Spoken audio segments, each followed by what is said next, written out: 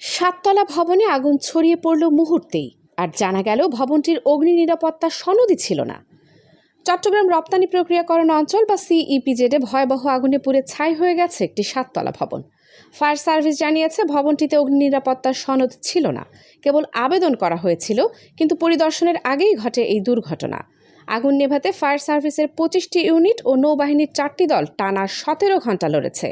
তবে জায়গা সংকীর্ণ থাকায় দুই পাশ দিয়ে পানি ছেটানো সম্ভব হয়নি। এতে আগুন দ্রুত ছড়িয়ে পড়ে। ভবনটিতে ছিল অ্যাডামস ক্যাপস অ্যান্ড টেক্সটাইল ও জিহং মেডিকেল প্রোডাক্টস নামে 2 কারখানা। সেখানে সংরক্ষিত ছিল তোয়ালে, সার্জিক্যাল গাউন ও বিপুল পরিমাণ দাহ্য ফেব্রিক, যা আগুনের তীব্রতা বাড়িয়ে দেয়। আগুন ধসে পড়ে ভবনের দেয়াল ও ছাদের অংশ, চারিদিকে ছড়িয়ে পড়ে ধোঁয়া। বৃষ্টি ও টানা প্রচেষ্টার পর আজ সকাল 7টা 25 আগুন নিয়ন্ত্রণে আসে। কিভাবে আগুনের সূত্রপাত তা এখনও নিশ্চিত নয়, তবে প্রাথমিকভাবে ধারণা করা হচ্ছে দাহ্য রাসায়নিক ও ফেব্রিক থেকেই আগুনের বিস্তার ঘটেছে। ফায়ার সার্ভিস বলছে, অগ্নি নিরাপত্তা ছাড়াই ব্যবসা মানে নিজের বিপদ ডেকে আনা। সাবধান থাকুন, সচেতন থাকুন।